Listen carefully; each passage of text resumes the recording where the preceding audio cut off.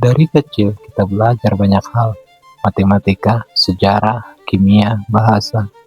Kita diajarkan cara menghitung angka, cara menghafal informasi, dan cara menjawab soal dengan benar.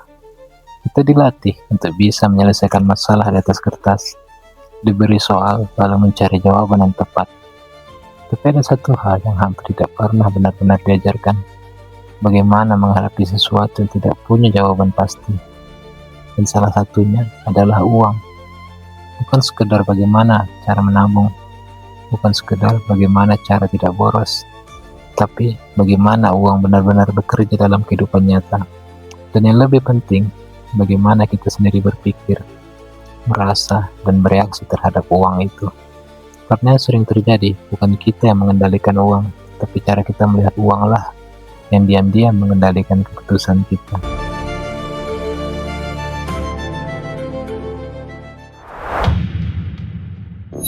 Kita tumbuh dengan satu asumsi yang terasa masuk akal. Kalau nanti sudah kerja, sudah punya penghasilan, semuanya akan berjalan dengan sendirinya. Kita percaya bahwa masalah uang itu soal jumlah.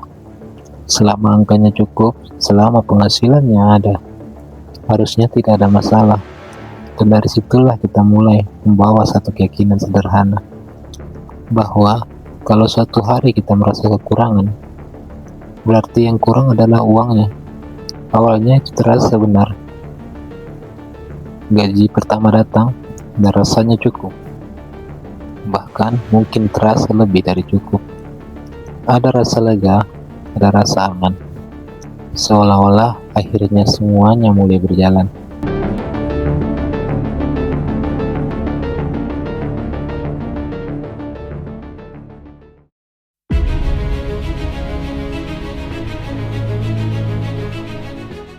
Tapi perlahan, sesuatu mulai berubah. Tanpa ada momen yang benar-benar jelas. Tanpa ada keputusan besar, hanya perubahan kecil yang terjadi berulang. Pengeluaran mulai bertambah. Hal-hal yang dulu tidak penting mulai terasa biasa. Hal-hal yang dulu jarang dilakukan mulai jadi kebiasaan. Dan tiba-tiba, uang yang dulu terasa cukup tidak lagi terasa sama. Di titik ini, banyak orang mulai berpikir, mungkin memang kurang gaji, kurang pemasukan, kurang peluang, dan akhirnya solusi yang terlihat paling masuk akal adalah menambah penghasilan, menambah kerja, menambah usaha.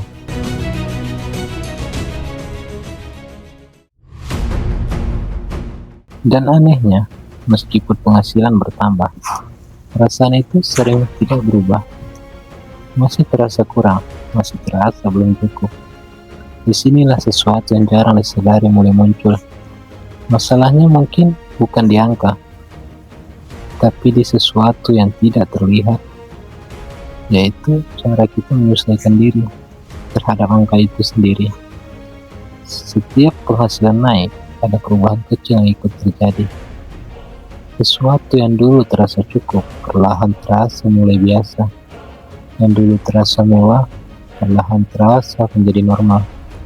Dan tanpa benar-benar disadari, standar hidup juga ikut naik seiring dengan penghasilan yang bertambah.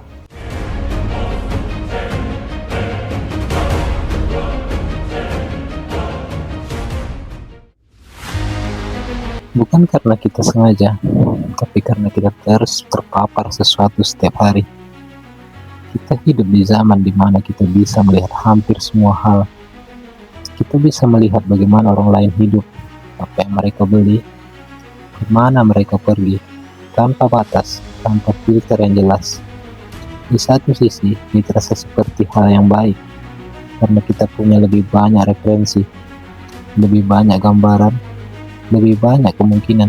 Tapi di sisi lain, ada sesuatu yang perlahan berubah di dalam diri kita, tanpa kita sadari.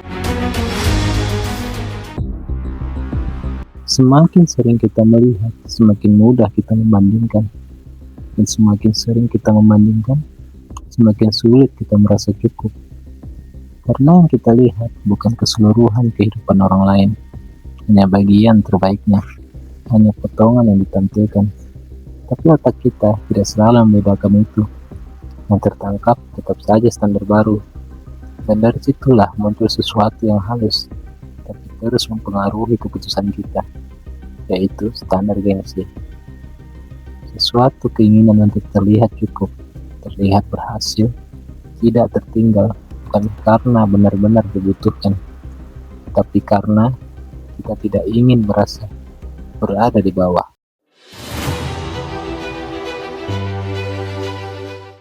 Dan tanpa sadar, uang mulai berubah fungsi, bukan lagi sekedar alat untuk memenuhi kebutuhan, tapi jadi cara untuk menjaga perasaan.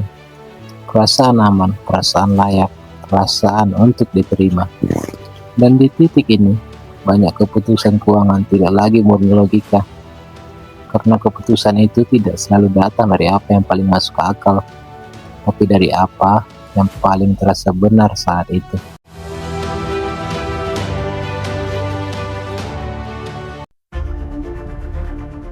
Contohnya sederhana, setelah hari yang panjang dan melelahkan, seseorang lebih mudah mengeluarkan uang, bukan karena tidak tahu itu tidak perlu, tapi karena ingin merasa lebih baik. Atau saat penghasilan naik, bukan hanya tabungan yang naik, tapi juga gaya hidup perlahan yang berubah, bukan kondisi finansialnya, tapi cara uang itu digunakan. Atau saat harus mulai investasi, yang muncul bukan perhitungan, tapi rasa takut, takut kehilangan, takut salah, dan akhir jadi tunda. Bukan karena tidak tahu, tapi karena tidak nyaman.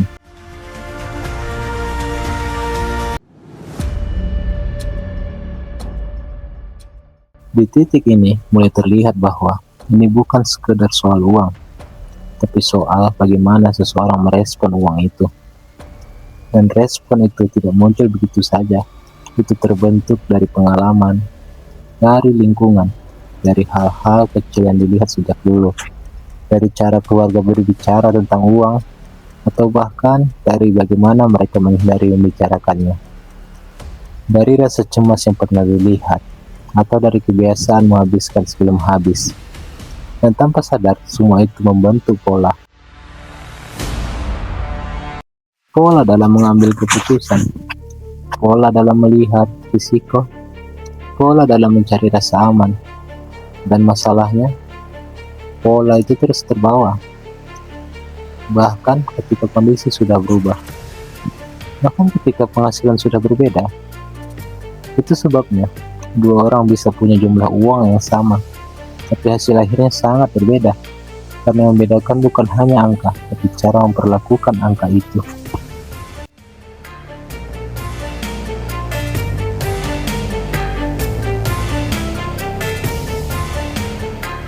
Dan selama pola itu tidak disadari, angka berapapun yang datang akan tetap diperlakukan dengan cara yang sama.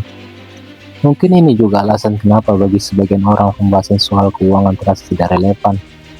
Bukan karena mereka tidak mau belajar, bukan karena mereka malas, tapi karena yang dibahas tidak menyentuh bagian yang sebenarnya mereka hadapi. Karena masalahnya bukan hanya bagaimana mengatur uang, tapi bagaimana mereka merespon uang itu.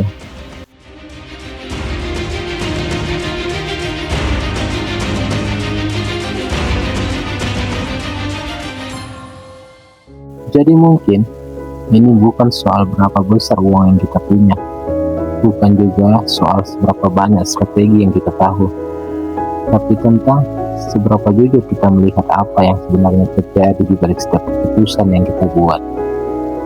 Karena kondisi memang tidak selalu bisa dipilih, beban juga tidak selalu bisa dihindari, tapi cara kita memahami diri sendiri dalam hubungannya dengan uang itu masih bisa dimulai dibangun perlahan tanpa harus sempurna. Dan mungkin untuk pertama kalinya bukan sekedar untuk mengatur uang, tapi untuk benar-benar mengerti kenapa selama ini uang terasa lebih sulit dari yang terlihat.